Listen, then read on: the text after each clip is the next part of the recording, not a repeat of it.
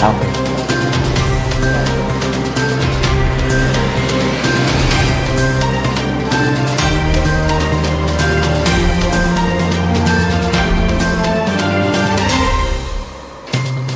Pero sila nagkakarinigan.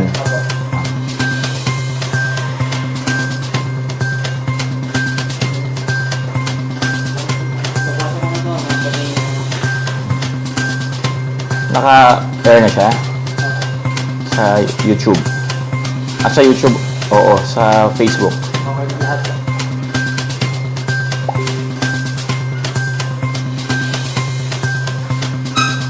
In 7:30 start tayo.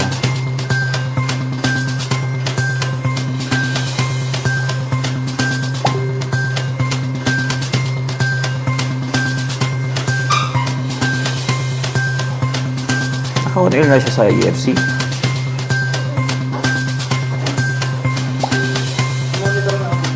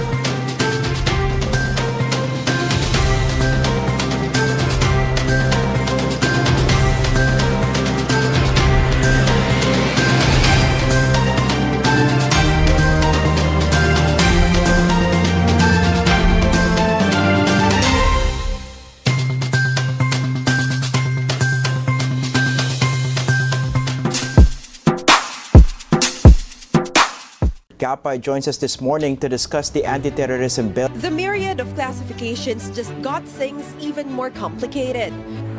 Amid strict lockdown rules due to the COVID-19 pandemic, activists brought their anger against the anti-terror bill to the University of the Philippines campus in Diliman, Quezon City. Thank you very much, Chairman. The Bayan Party List and this representation support the grant of a new franchise to ABS-CBN, subject to its compliance with clear and specific parameters. Consistent with this position, I filed House Bill number 6901. Our democratic system affords a constitutional process for the grant or the renewal of franchises to media entities. Ano ba ang relasyon ng politika at ng Biblia? What can you say tungkol sa politika sa Biblia? Marami sa mga kapatiran po natin, lalo na sa mga pastor din, ang tingin po nila hiwalay talaga dahil prinsipyo naman po ng ating gobyerno, tinatawag po natin na separation of church and state. Sa pag-ibig ng Diyos, hindi tayong pag-ibig sa Diyos. Sapagkat pinatunayan na yan when He died on the cross. That's why He said, it is finished.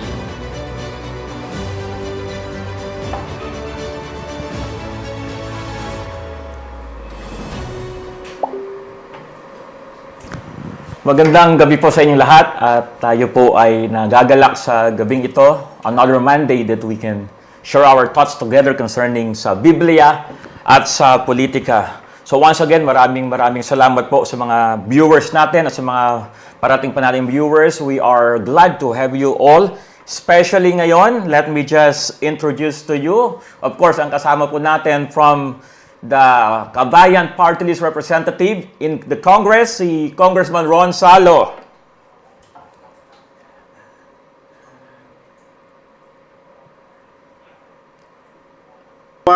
Nandito muli tayo sa gabing ito.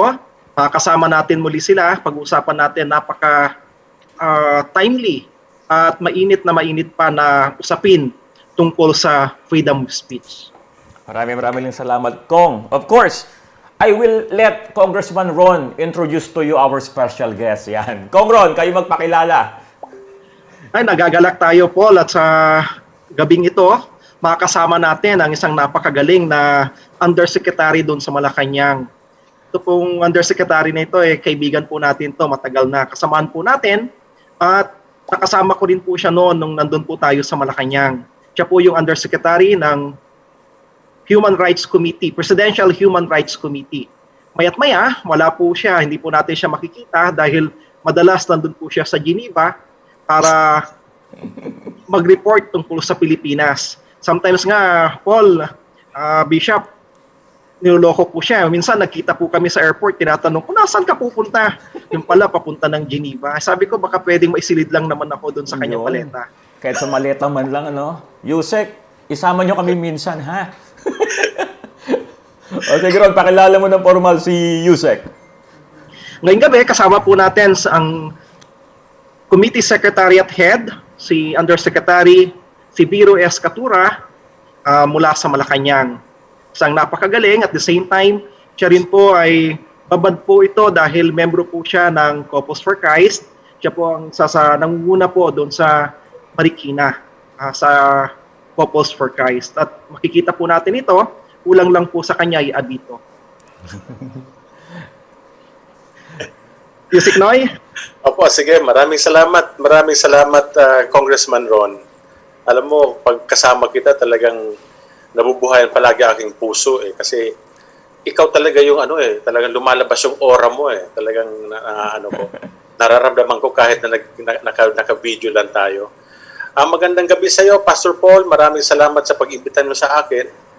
By the way, belated happy Father's Day sa ating lahat, lalo sa inyong dalawa. Opo, belated Happy Father's Day din po sa inyo, Yusek.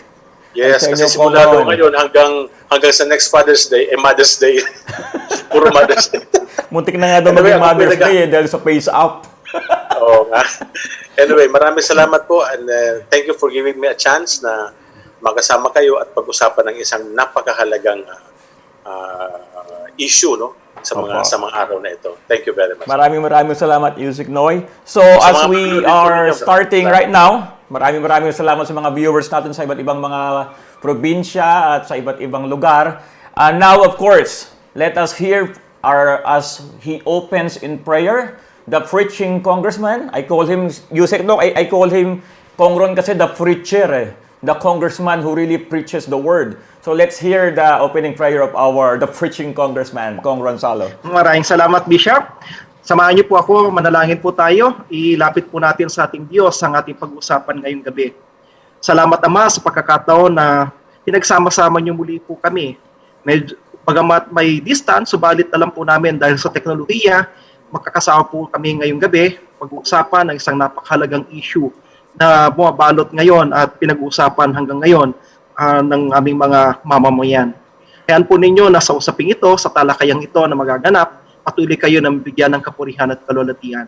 Kayaan po ninyo, samahan niyo po kami, bigyan niyo po kami ng kalaman at katalinuhan kung paano higit na mapag-usapan ng mahusay itong pag-uusapan namin. Salamat at samahan niyo po kami. Salamat din sapagkat kasama po namin si Undersecretary Biro S. Catura para makapagpaliwanag din po siya para higit naming maintindihan ano po yung napapaloob dito sa freedom of speech and freedom of the press na pinag-uusapan po namin. Salamat, Ama. Samahan niyo po kami, pagpalain niyo po kami, at lahat po naman nakikinig ngayon, nasaan man po sila, ano man po yung kailang ginagawa, salamat sapagkat kasama po namin sila sa talakayang ito. At pagpalain niyo po sila. Salamat, Panginoon. Ito ang aming samot dalangin sa pangalan ni Jesus. Amen. Maraming salamat, the preacher, Congressman Ronzalo. Pagkasama ko po yan si Kong Ronzalo, parang feeling ko mas pastor pa sa akin yan So, ngayon di ba, nabalitaan natin itong mga nakaraang araw, yung pagkaka-convict in a way, di ba, kay Maria Ressa. Of course, lumakas yung ugong ng issue ng press freedom, ng freedom of speech. So sa gabing ito, ayun ang talagang layunin natin. That's our goal, that's our purpose, our target, is to really make everyone who's watching this particular program na maintindihan yung aspeto at mga opinyon na pwede po nating sabihin. So unang-una, ngayon po, tatanungin natin si Undersecretary Catura about press freedom. Undersecretary, paano niyo ba ipapaliwanag ang ibig sabihin ng press freedom ng simple at practical para po sa mga nakikinig? Sige. Very challenging ito, Pero sana umabot tayo ng mga 1 hour and a half, para talaga pag-usapan. Anyway, kasi ganito, okay. Press freedom. Ang press freedom, o kaya yung tinatawag nating malayang pagpapahayag, ay nasa ilalim ito ng tinatawag nating concepts of human rights, no? Kasama ito sa konsepto ng karapatang pantao. Mauunawaan natin ito kasi gusto kong bigyan ng pansin, ano, kasi if ever there's one country in the world, no, meron man isang bansa na nakakaunawa ng human rights, no, o kaya press freedom in particular, ito yung Pilipinas. Kasi kung matatandaan po natin, nung tayo ay sinakop ng mga Kastila for almost more than 3 centuries, isa sa mga nagawa sa atin ay ang pagbusal, no?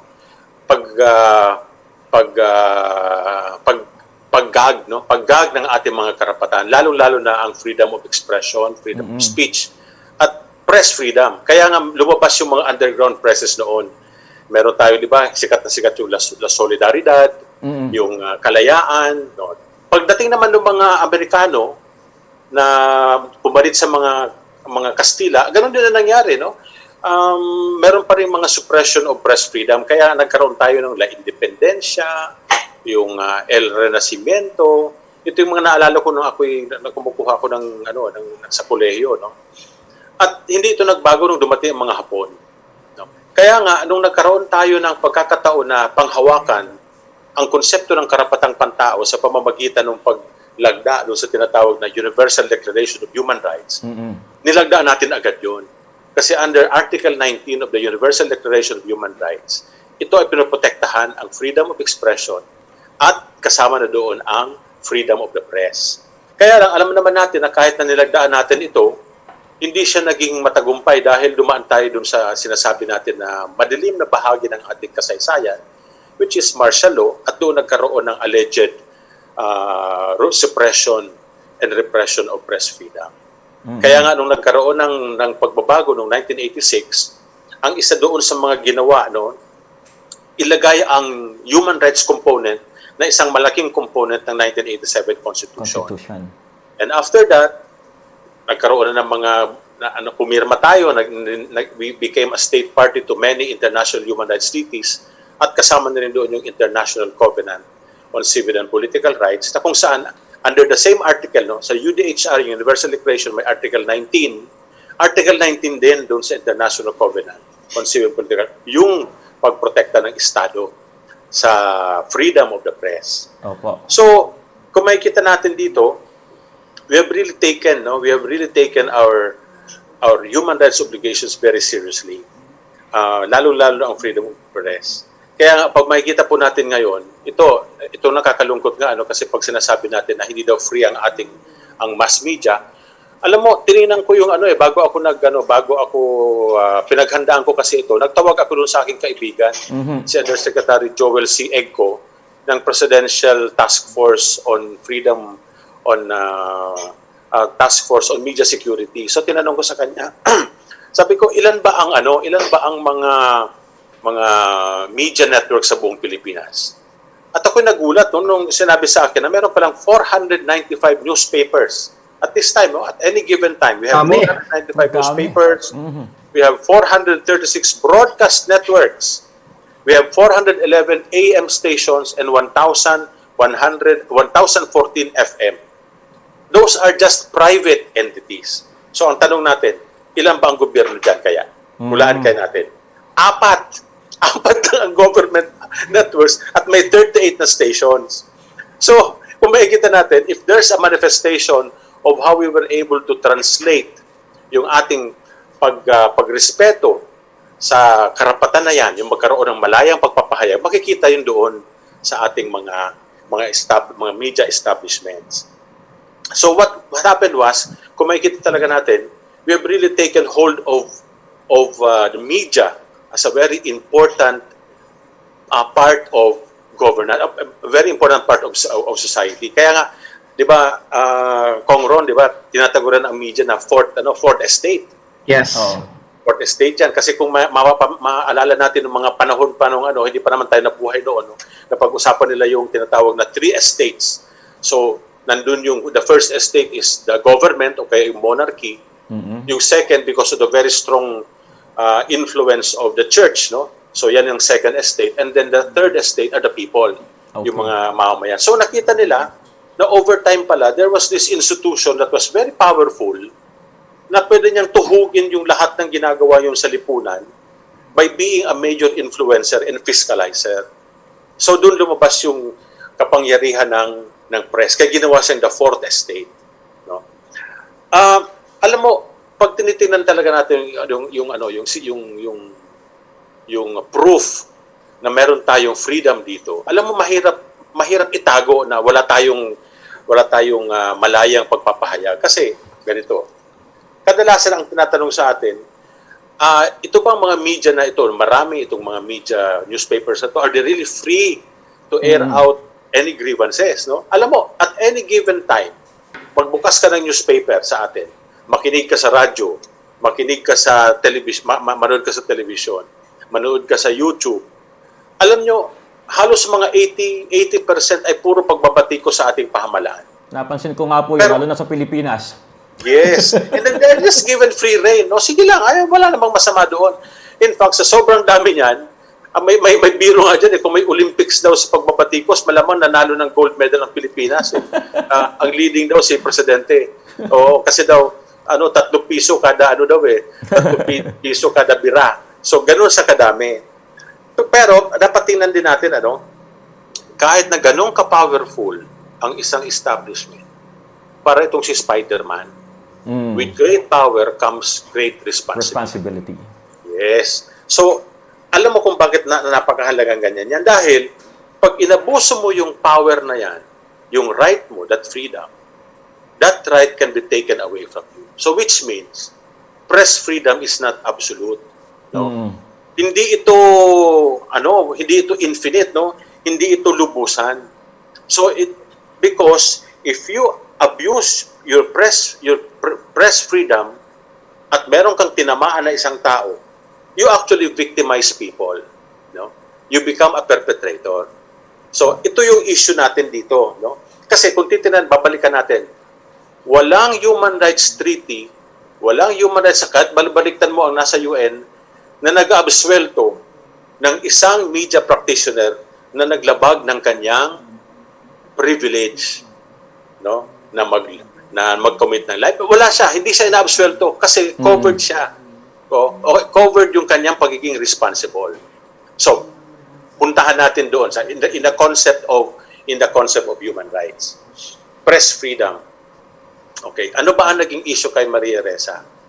Dahil siya ay merong ni-report at yung kanyang report na tao ay umalma, nagreklamo. Yeah, si Wilfredo Keng. Yes. Sino po ba? Si Mr. Keng, Si Mr. Keng, Wilfredo Keng. So, ang lumalabas ngayon dito, si Maria Ressa ay hindi biktima. Ang biktima dito, si Mr. Keng. So, si Mr. Keng ngayon bilang biktima, sabi niya, teka nga muna, kailangan kong humingi ng tulong sa Estado kasi ang Estado ang may ang primary obligation to protect me as the citizen. Tama. Okay. So, ang konsepto kasi ng human rights ganito yon. While there is equal protection of the law, you should also understand that there is a special inclination towards the victim, the person who has been abused, regardless of abuse or violated by the state or violated by a private individual. Yeah. Okay. So, tingnan natin ngayon kasi pag tinitingnan natin ang isang bagay sa human rights, there also has to be certain principles that need to be met, no? Una, ano ba ang tinignan natin dito? Was there an accountability mechanism for both the victim and the perpetrator? Meron. Kasi meron tayong korte. Di ba? So, mechanism yan na ino-offer ng Estado na, ikaw, your rights have been abused or your rights have been violated, come here, the courts will attend to you. And that applies to both the victim and the perpetrator. So, sa kaso ni Maria Ressa, merong lumabas na guilty verdict, but the court even, again, provides more remedies. Kasi pwede pa siya mag-file for ano bang tawag doon, Congressman? Mag-appeal pa siya, di ba? Okay. Pangalawa. So basically, pwede siyang mag-motion for reconsideration, yes, but at the same time, pwede po siyang mag-appeal sa mas nakakataas na korte. Yes, so at the same time, yung tinatanong nila Yusik Noy, hindi ba violation yon ng press freedom? The fact that she is, si Maria Ressa ay journalist, at the same time, yung kalayaan niya ngayon sa pagpapahayag yun ang basically sinasabi po nila na tinamaan, na violate. At the same time, yung concern po nila, itong conviction sa kanya actually has a chilling effect on all others. Okay. Actually, sasabihin ko na sana yan sa last portion ng aking ng aking talumpati ngayong gabi. Kasi dapat maipahayag natin ano yung mga elements na tinitingnan natin. Sige, tapusin mo muna yung... Sige, Yusek, ganun po kayong kasi- ilang minuto, tapusin niyo po. Kasi may maganda kasing tingnan dito yung mga elements which constitute human rights. No? So, accountability, yung non-discrimination. No? Ang pagtingin dito ng Estado, si Mr. King ay walang pinagkaiba sa mga ordinaryong tao na kailangan tulungan. At si Ms. Reza naman ay hindi siya tinignan na ibang tao, yung ibang journalist na may special treatment. No? Pareho ang tingin sa kanila. No? Ang sunod, there should be transparency and the rule of law. At makikita naman natin, all throughout nung nangyari kay Ms. Reza at all throughout yung pag-file ng case ni Mr. King, nahayag ito sa publiko. Hindi ito tinago. In fact, covered pa nga ng media eh. Oo. Di ba? Lumalabas pa nga sila. covered. Well covered, fully covered nga Well eh. covered. So, wala siyang Aangal. may tatago. And then finally, what is very important under the concept of human rights, the whole process should be able to uplift the dignity of a person and it should empower the person. Kaya kung titinan po natin dito, ano ba ang naging malaking aspeto na pwede nating tingnan. Itong si Mr. King, actually nabigyan siya ngayon ng karapatan na mag-file ng kaso laban kay Maria Reza, no? At ang pahayagan niya kasama doon. Kung titinan sa atin kasi si Miss Reza at ang Rappler ay talagang higante itong kumpanya, no? Higante ito na as compared sa isang normal na mamamayan kagaya natin, ito ay mapera, may kapangyarihan, at hindi siya nakakaroon ng pananagutan dahil sa kakayahan na maipanalo ang kaso. Pero ang ginawa niya, nagkaroon siya ng lakas ng loob at nag-file nga siya ng kaso. Tandaan po natin, hindi ang Estado ang nag-file ng kaso. Oo. Ang nag-file ng kaso Individual. ay si Mr. King. Kasi ito yung kanyang obligasyon, ito yung kanyang, kumbaga sa human rights, he can claim that right na para niya yung kanyang sarili ay pwede niyang maprotektahan ng Estado. So, yun po yung yun yung kabuuan ng konsepto ng press freedom dito. Ngayon, mamaya pag ang tanong kasi natin dito, palaging sinasabi, is the issue of Maria Reza really an issue of press freedom?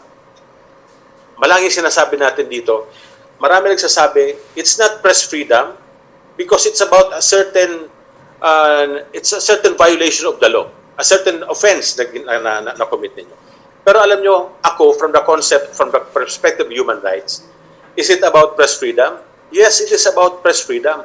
But it is about press freedom being abused. And the abuser was found guilty. Okay. Now, is it about politicization? Yes. It was politicized. Press freedom was politicized by no less than Maria Reza for whatever reason. No. So dapat makita natin dito, and also let's also be very keen on, no less the UN Secretary General said, be wary of the politicization of human rights, including, of course, press freedom. Dahil yan ang nagpapahina sa struktura ng lipunan, lalo-lalo na pag merong isang gobyerno na gusto talaga niyang isulong ang karapatang pantao. So, ganun po ang pagtingin natin sa press freedom na ito. So, Okay, maraming hindi niyo ba salamat, sabihin- Yusek. Okay, Kongron. So, Yusek, siya ba ay biktima o siya po yung nangabuso? Alam po, sinabi ko na po dyan hindi siya ang biktima. Hindi po siya ang biktima. Siya po ang nag-abuso ng kanyang press freedom. And that abuse has resulted in her being sentenced by the courts. She was found guilty of abusing that press freedom. Okay. So, ngayon, titingnan naman natin siguro, Yusek Noy at Kung Paul, Bishop Paul, Yes, sa Conrad. aspeto po ng batas. Kasi klaro naman po yon, binabanggit po ni Yusek Noy kanina para mas maayos yung ating perspektibo yon ng human rights. Ngayon, titingnan natin sa perspektibo ng batas. Klaro naman na sinasabi po natin lahat tayo may liberty na magpahayag, liberty of expression, liberty ng press. But tatandaan natin, paulit-ulit din ito na sinasabi at naririnig natin sa maraming tao, that our liberty, your liberty ends where my right begins. Same thing with me, my liberty ends where your right begins. Yes, may liberty ng pagpapahayag, pero may karapatan, yung binabanggit naman ni Yusek Noydin kanina, may karapatan naman yung tao na nabiktima. So kung pagtatalo to ngayon, mayroong tayong korte kung saan yun ang magdidetermine. Yung binabanggit ni Yusek Noydin kanina, may mekanismo na in-establish ang gobyerno, ang ating pamayanan, ang ating society, in order to ensure na yung abuses na yon hindi mapapawalang bahala, kundi mabibigyan ng pagkakataon ng redress yung isang biktima. So ang kaso po ni Maria Ressa is, ang tawag po natin dito, cyber libel. Actually, yung libel na ito, matagal na po ito, existing na po ito, 1932, pa yung batas po natin, Revised Penal Code. Pero nagkaroon po ng bagong batas related sa cyber libel sa Republic Act 175. At ang sinasabi, ano ba yung libel? Libel, it's a public and malicious imputation of a crime or a vice or defect, real or imaginary, or any act, omission, condition, status, or circumstances tending to cause to dishonor, discredit, or contempt of a natural or juridical person or to blacken the memory of one who is dead. So ang sinasabi po dito, may libel kapag nag-impute ka ng mali. In this case, accused si Maria Angeleta Ressa at si Rinaldo Santos Jr. Si Rinaldo Santos Jr., siya po yung nagsulat. Si Angeleta Ressa, siya yung executive director ng Rappler. Ang complainant, binabanggit nyo kanina, si Wilfredo Willie Keng. Ano ba yung allegations dun sa binanggit, dun sa pinost po nila sa Rappler? Inulit po ito, 2012 bata po yung unang pinost po, 2014. Then, di-repost ito, 2018. Ano yung allegations? That William Keng was involved in human trafficking, drug smuggling, murder, and smuggling of cigarettes. So mabibigat na mga paratang. Although may binabanggit siya po doon sa statement na yon, doon sa news article na yon, quote-unquote news article, na basis na allegedly sasabi niya. Ngayon, nagkaroon ng concern nung mabasa po yon. So ano ba yung elements ng libel? First, there's an allegation of a discreditable act or condition concerning another person. Pangalawa, mag-allege ka. Pangalawa, may publication o kung ano yung ina-allege mo laban sa isang tao. Pangalawa, identity of the person defamed. Sino ba yon? Na-identify ba siya? Pangapat, may existence of malice. May mali siya yung paglalagay. Ngayon, para sa cyber libel, it must be committed through the use of computer. So, syempre, dahil Rappler ito, online news media sila, so nandun na yung fifth element. So ano yung allegation? Binanggit natin kanina. And there was publication, pinost po ito, sometime 2014, doon sa kanilang news website. And inamend po ito, sabi nila, pero sinasabi po ng kabila, repost ito noong 2018. Basically, hindi naman nila tinanggal, quote-unquote, doon sa kanilang website. Yung existence of malice. Ngayon, ang sinasabi ng batas, kapag private citizen ka, ang naging biktima, basically yung malice is already presumed. So, hindi mo kailangan na i-prove na, well, mapuprove mo yun, ma-allege mo yun na kung hindi totoo yung sinasabi sa'yo, or dun the other party, yung ina-allege na nag-abuso ng kanyang karapatan, kung mapuprove niya ng totoo yung kanyang ang depensa niya, totoo yung sinulat niya, or at the same time, kung hindi man, may reason, matinding reason na kung bakit mo pinost yon o kaya sinulat yon. At napatunayan dito na may malis nga. Ang tanong dito, at the end of the day, kasi klaro yung lahat, may malis ba dun sa paglalagay ni Maria Ressa dun sa website ng Rappler? At sabi ng korte, meron. Dahil, sabi nga natin kanina, presume na ng batas na may malis kapag private individual. Pero hindi natatapos po doon. Na-prove nila lahat dahil ilang beses po nila, based doon sa napatunayan ng korte, ilang beses silang kinausap through his lawyer, ni William King, ang Rappler, meron pa silang intermediary na nagre-request para baguhin o tanggalin yung article na yon doon sa website ng Rappler or pakinggan naman yung kanyang side. I-publish kung ano yung kanyang side, yung position. At minute nila yung isang manunulat ng Rappler para isulat naman kung ano yung side niya. Pero, hindi po ito na-post. Ang rason, ang sinasabi po nila, nakatabunan na po ito ng mas urgent na mga news articles. Pero, umabot po ng mga 7 months na nagpa-follow up itong yung biktima, si William King. So, medyo mahirap na i-allege mo nga na nakatabunan lang, nakalimutan, sapagkat hindi yun basis for you to be mawala yung liability na ini-impose sa'yo. So, may malis ba doon? Sabi ng korte, meron. Malinaw. Ngayon, ang concern naman, hindi na-rebat. So, ito yung malaking issue rin na pinag-uusapan po ng marami, lalo na amongst lawyers. Ang sabi po nila, it was a blunder. It's a strategy blunder ng mga lawyers ni Maria Ressa. Of course, magaling po yung lawyer po niya. Actually, si Professor Te. Professor ko po yon sa UP. So, hindi ko tinatawaran po ang kanyang galing, pero hindi ko alam kung, of course, katawan naman ni Maria Ressa yon.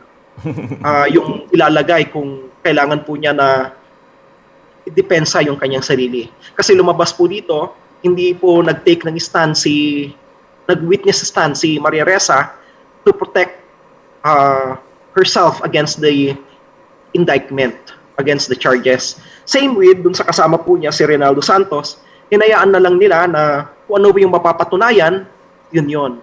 So hindi po natin exactly alam what exactly prompted them to adopt that particular position or legal strategy.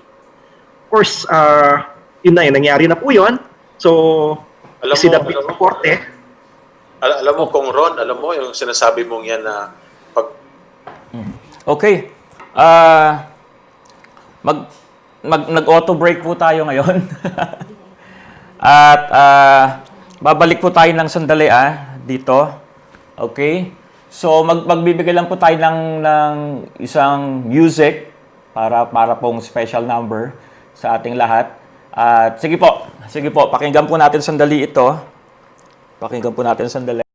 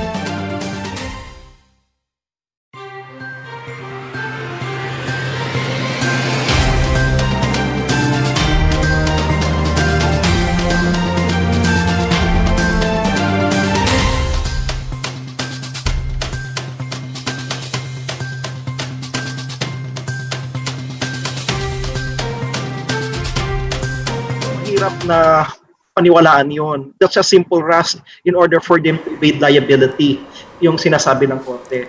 But nonetheless, mas maganda nga sana kung napabulaanan nila yung napatunayan ng kabila, quote-unquote, napatunayan na nila na may malis. So mas maganda nga rin sana kung someone from them, from their camp, would actually have said na wala talaga malis because totoo yung sinulat namin and it was for a good reason. And yet, wala yun. But nonetheless, nandun na yon, nangyari na po yon, kaya may conviction. Kaya ang tanong po doon, from the legal standpoint, pero mang violation ng press freedom? None, because in the first place, it's a legal remedy afforded, yung sinasabi mo po kanina, to the victim. At yung victim availed of that particular remedy and he was able to prove all the elements of that particular crime. And the crime is cyber libel. As such, mayroong pong karampatan na parusa para doon. So, diniscuss din ng korte doon sa bandang dulo extensively about press freedom and our right to express ourselves, express kalayaan po natin lahat yan. And yet, sinasabi rin po niya na kailangan yung karapatan natin na yan would always be exercised na may karampatan na responsibilidad.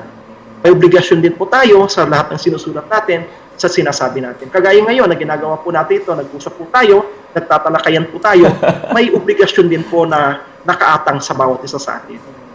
Tsaka Ron, dadagdagan ko lang kasi titingnan natin, ang lahat ng mga media outfits, because they exercise some level of ascendancy in terms of conveying information, nakakaroon siya ng tinatawag na constituency. No? Yung mga tao nakikinig sa kanya. So which means, meron siyang obligasyon na protektahan. Meron siyang actually, kung titignan mo talaga such institutions, pag meron kang constituency, you possess what you call a human rights obligation. Na protektahan mo yung karapatan noong iyong mga nasasakupan. Parang hindi naman siya limitado sa Estado. No? Limitado ito sa mga institutions. Lalo ng big businesses. Kaya nga makikita natin, di ba sinusulong yung tinatawag na business and human rights because of that obligation. Nakakalungkot lang talaga kasi yung ginawa nila yan, actually nakikita ko when you simply disregard what are the judicial remedies available to you, you actually, sa akin ang nakikita ko dyan, parang pag-disrespeto. And you're actually weakening it rather than allowing it to be able to flourish and to rise up to its competencies. So pinabayaan mo lang siya. And this is something which is also being done by other groups. Ito nalulungkot nga ako ron When we talk about, let's say, maraming mga grupo pupunta sa Geneva, magreklamo sa UN na their rights are violated. Human rights. But they never even engage with the state to talk about which of their rights have been violated. Kasi may mechanism tayo. Kaya nga tinatanong ng mga taga-UN mo na, teka muna, bago kayo pumunta dito, make sure that you have availed of all domestic remedies. Kaya lang sa kanila kasi, it doesn't matter. Kasi pag ikaw nagpunta ka na sa UN, nag-file ka ng kaso doon, what is important is na-report ito ng isang media na ang gobyerno is now being reported to the UN.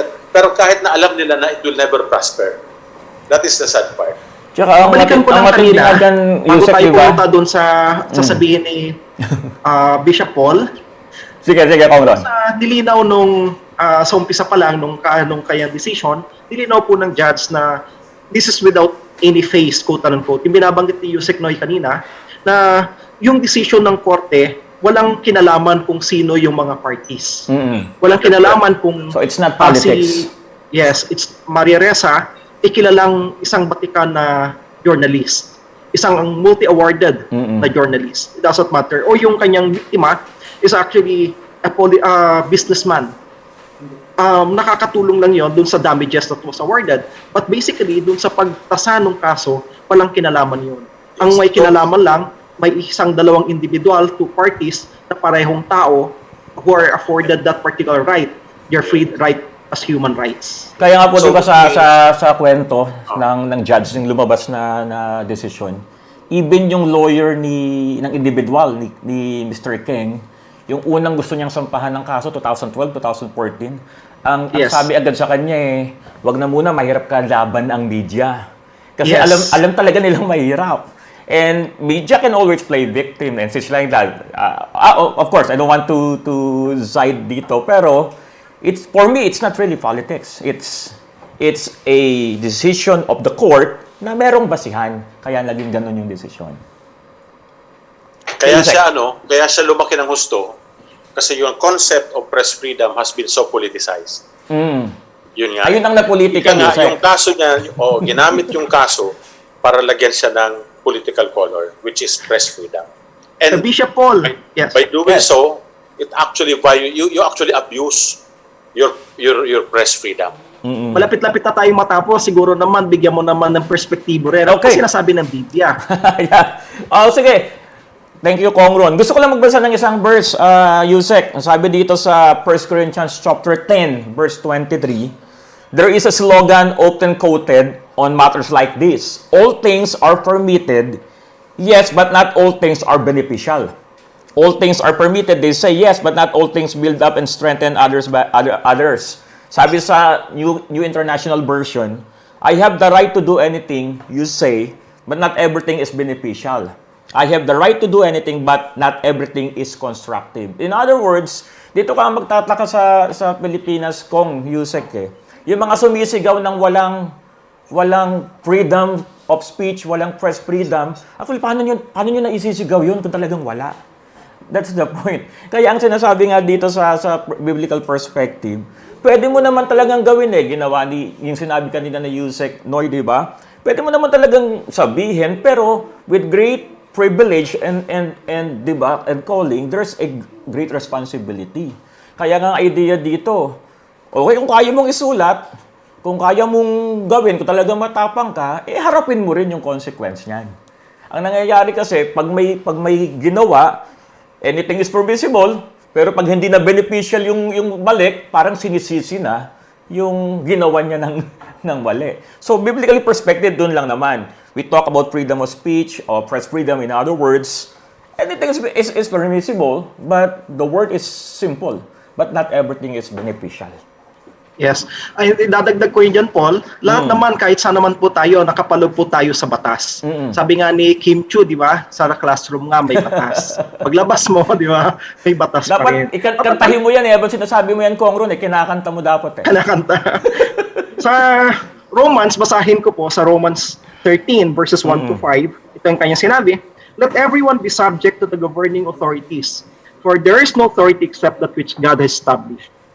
The authorities that exist have been established by God. Consequently, whoever rebels against the authority is rebelling against what God has instituted. And those who do so will bring judgment on themselves. For rulers hold no terror for those who do right, but for those who do wrong. Do you want to be free from fear of the one in authority? Then do what is right, and you will be commended. For the one in authority is God's servant for your good. But if you do wrong, be afraid, for rulers do not bear the sword for no reason. They are God's servants, agents of wrath to bring punishment on the wrongdoer. Therefore, it is necessary to submit to the authorities, not only because of possible punishment, but also as a matter of conscience. So, papansin po natin, biblical din po lahat po nito. Yung established na authority, yes, may authority, under tayo sa Diyos, but at the same time, earthly authority, inilagay po yan yung batas because at the end of the day, we're still a society ruled by laws, not of men. So yung batas, malinaw, klaro, then kapag napatunayan, then no one is above the law. Hindi tinitingnan kung mayaman ka, sikat ka, mahirap ka. Hindi rin tinitingnan, kinikilala, kung ikaw ba, yung binabanggit ni Nonoy Katuna, Yusek Katura kanina, whether you wield so much power. In this particular case, you hold, sabi nga rin nung judge kanina, doon sa decision, actually yung pen is mightier than the sword, but truth is now, yung keyboard is mightier than the pen. Diba? Kasi isang click mo lang, pwede nang ma-broadcast in a second, in a minute, mas marami, hundreds, thousands ang pwedeng makabasa noon. So there's may question dito po, Yusek. Ito kahit isang question, sagutin na lang po natin. Pahala na kayong dalawa, magturuan na lang kayo. Sabi dito, Rappler is a media entity. Do they need a franchise to operate here in the Philippines? Kailangan ba nila ng... Ano ba ang Rappler? I would defer to the legal brilliance of Comron. No. Malinaw kasi yung franchise na binabanggit because part yan ng freedom natin, freedom of the press. Wala po. Ang nire-regulate lang ng constitution po natin at nire-require na magkaroon ng prangkisa yung broadcasting. In this particular case, yung Rappler, media entity po siya pero pagsusulat. So hindi po siya kinakailangan na may prangkisa. It's only in the broadcast dahil yung wavelength, yun yung limited. That's the reason why kailangan i-regulate yun ng gobyerno. Hindi lahat pwedeng mag-broadcast dahil ilan lang, very limited yung frequency na yun. So ngayon, pero pagdating sa pagsusulat, in this particular case, kung online yan, walang limit po yan sapagkat hindi naman po kahit sino pwede. Hindi po limited yung frequency niyan. Okay. Kahit sino na gustong maglagay sa Facebook, kahit sino na gustong maglagay ng kanyang publication, pwede. So hindi mo kailangan ng prangkisa. Okay, maraming salamat, Kong. Okay, so more or less, pwede na natin ikikwento, but medyo nag-extend tayo ng konti. Kami na lang tatlo mag-uusap mamaya niyan. So, Yusek, Kong Ron, baka may mga last words kayo in 2-3 minutes po para ma-finalize na rin natin tong episode natin ngayon. Yusek, ako. Sige. Well, alam mo, napakaganda ng mga pinasok yung mga biblical teachings, mga biblical injunction. And how I wish nakikinig din sina Hillary Clinton, sina Amal Clooney, sina Madeleine Albright, na pilit makisaw-saw sa problema natin. When in effect, they're even violating the same tenets that they're calling for, which is the rule of law. No? Hindi ko malaman kung saan sila nanggagaling dyan. But then again, what's very important is that we stay true to what we are doing as a state, sa ating pamahalaan. No? Tayo ron, we are in government. But again, I would like to emphasize, no? We go back to the main issue of the day, which is the Maria Ressa case an issue of press freedom? It is an issue of a cybercrime that was committed, but press freedom has came into the picture because Maria Ressa abused her freedom. And by abusing that, she had made a big victim of one Mr. King. And she has been found guilty by the courts. Is it about politicization? Yes. Because she has managed to politicize the concept of human rights itself, which no less than UN Secretary General Antonio Guterres says is weakening the state. How can I summarize the entire thing that has developed? What has happened to Maria Ressa is a victory in human rights promotion and protection. That's it. Period. Ayun ang napakagandang paliwanag ni Yusek. So, actually ang namulitika, hindi gobyerno, siya ang namumulitika. So, para kay Yusek, she's guilty at hindi siya pinulitika.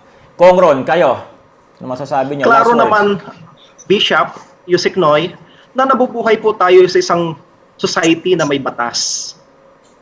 Kahit saan, anong isipin po natin, may batas ang Diyos na siyang nag-govern ng ating spiritual life at the same time yung buhay po natin nandito sa lupa. But at the same time, nakapalo po tayo sa isang sosyedad na may pinapairal na batas. Ang tanong po doon, meron bang nakakaangat o lagpas doon sa batas na yon? Wala po. So basically, kung ano yung nangyari, it's a triumph actually of the rule of law and of justice. That's right. Kasi yung isang tao na naging biktima nung binabanggit ni Yusek Noy kanina na pang-abuso ng kanyang karapatan para sa pagpapahayag ay nabigyan siya ng opportunity ng redress. Isang mekanismo na inilagay ng lipunan ng gobyerno para siguraduhin ng bawat sa sa atin ay maging tatalimain natin na sa pag-express po natin, pag-enjoy natin nung karapatan na meron tayo ay isinasalang-alang naman po natin yung responsibilidad po natin para bantayan din at i-promote din yung karapatan ng iba. Maraming salamat, Kong Ron. Well said, well said. Salamat po, Yusek Sibero Noy Catura. Salamat, Kong Ron. So, as I said, kung ako po ang tatanungin as a pastor, she was given a lot of chances. Even the court has demanded sa kanya na sagutin niya o kaya i-retract niya, hindi naman nangyari. So when the case was filed at tunayan na guilty siya, it was not politics for me towards her. That's the rule of law. At sabi nga ni Kong Ron, it's the rule of law, and the USEC, it's actually one of the greatest expression and display of human rights na walang makapangyarihan, walang sikat, lahat ay mag-undergo sa batas. Maraming salamat. So maraming salamat, Yusek Noy. Maraming salamat, Kong Ron. So bago po tayo tuluyang matapos, mananalangin lang po ako. Let's close in prayer. Manalangin po tayo. Maraming salamat, Panginoon, sa iyong biyaya, gabay sa gabing ito. Salamat kay Yusek, salamat kay Kong, salamat po sa mga viewers na nanood. At hinihiling namin, Panginoon, na patuloy ka po na gumabay sa aming lahat at sa mga susunod na episodes. Marami pa po kaming matutunan at maging bahagi po kami ng nangyayari at ginagawa mo sa bansang Pilipinas. Maraming salamat sa pangalan ni Jesus. Amen. Yusek Noy, Kong Ron, binibitahan niyo naman yung mga viewers natin for next week. Kita-kita tayo ulit next week. Yes, Maganda na ulit. Magkita-kita kayo kasama nila. Maraming salamat po sa inyo lahat. Next week po uli, Monday, 7:30. Pagpalain po tayo ng Panginoon. And congratulations for